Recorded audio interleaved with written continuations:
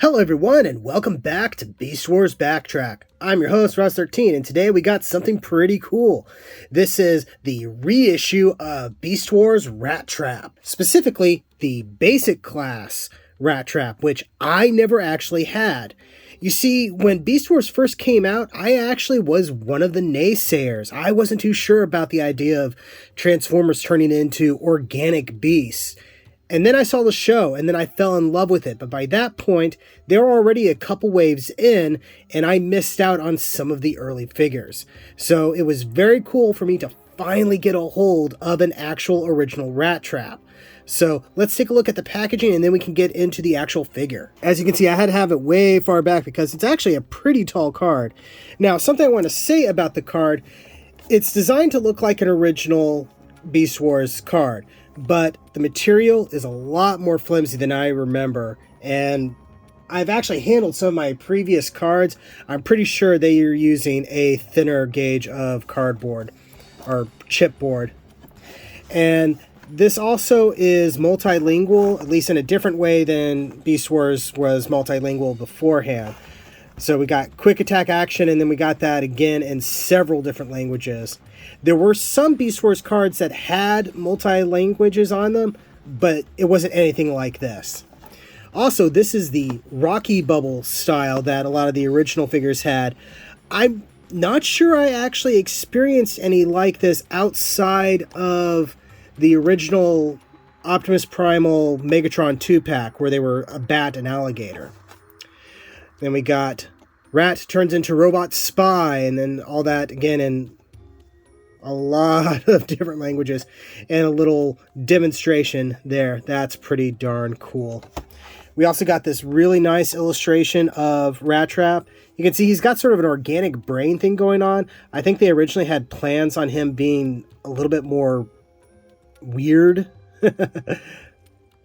But still, pretty cool looking to see like the original concept art and stuff there. It's got a Kenner marking because Kenner was the company that put it out. They were still owned by Hasbro, but they did it under the Kenner label because basically at the time Hasbro was like, we don't know what to do with Transformers anymore. Here, you guys try something. Down here, it's nothing really important, just the usual warning and manufacturing stuff. Then on the back, we have the usual bio and tech information. So we have, with biogenetic engineering, the Transformers have created perfect cybernetic fusion between ferocious animals and mechanical technology. The result, heroic Maximals versus evil Predacons. And then they have that again in lots of different languages. So I believe some of this has been simplified or shortened down so they can make room for all that. Then we got the tech specs and the instructions as clip and save things, which is kind of cool. Then let's take a look here. So we got and they've changed this to the new standard. That's a little disappointing, but strength of 6, intelligence of 7, speed of 8, and firepower of 6. There should be a lot more numbers than that, but they have taken them off. Let's see, secret weapon locations inside Rat's hind legs, and then that again in multiple languages. Function, spy.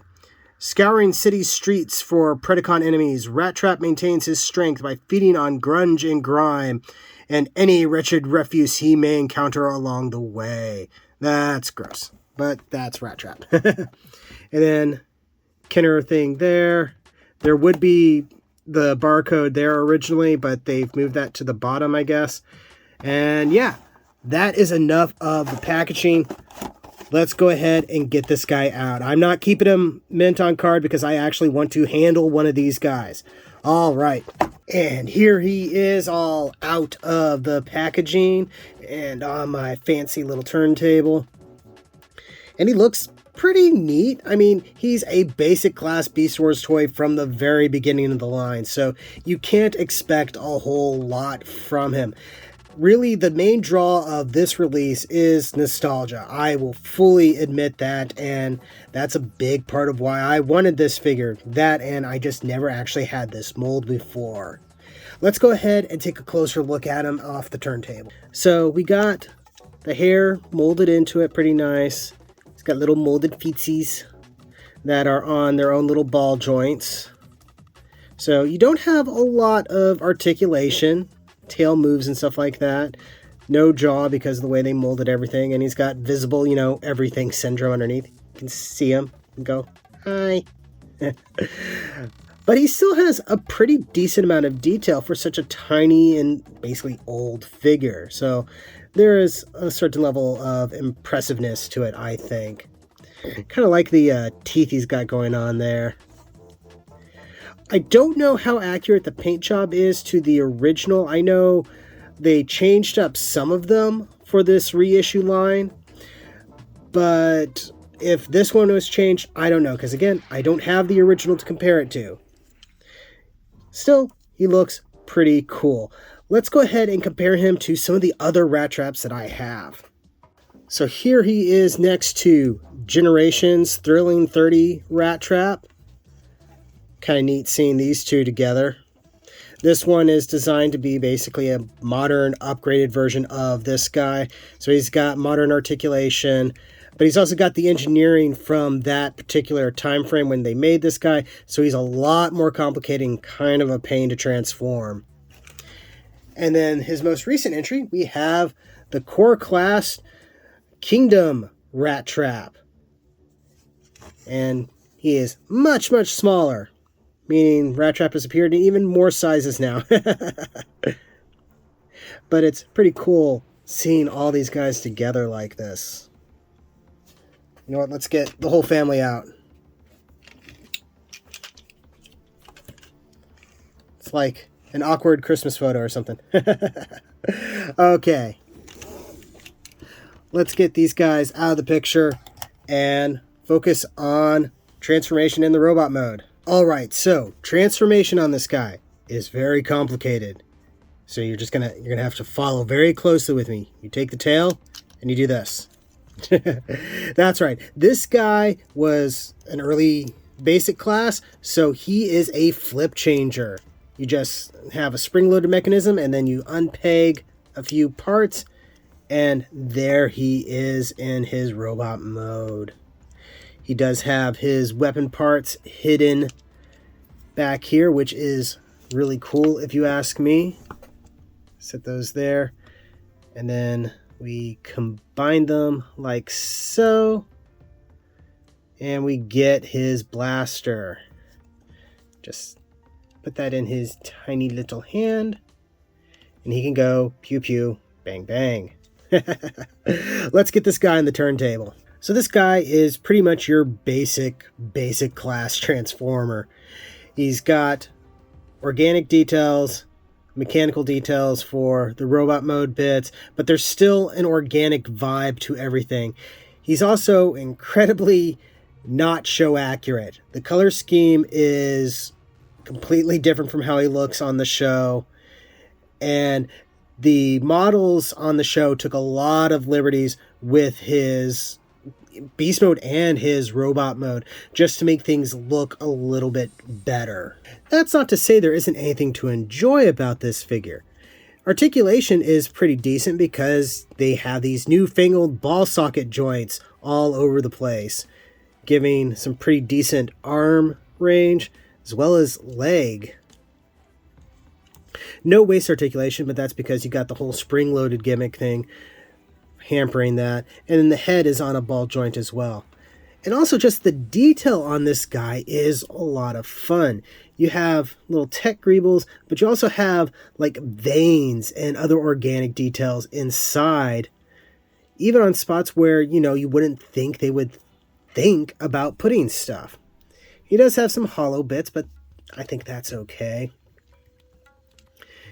And he's just a neat little figure. If you go into this expecting, something super spectacular and amazing in comparison to modern engineering, yeah, you're going to be horrifically disappointed. But that's not what this is. This is a reissue of a basic class transformer from the very beginning of the line. And you can't expect much more from him than that. But I really dig this guy. So I'm pretty happy with him.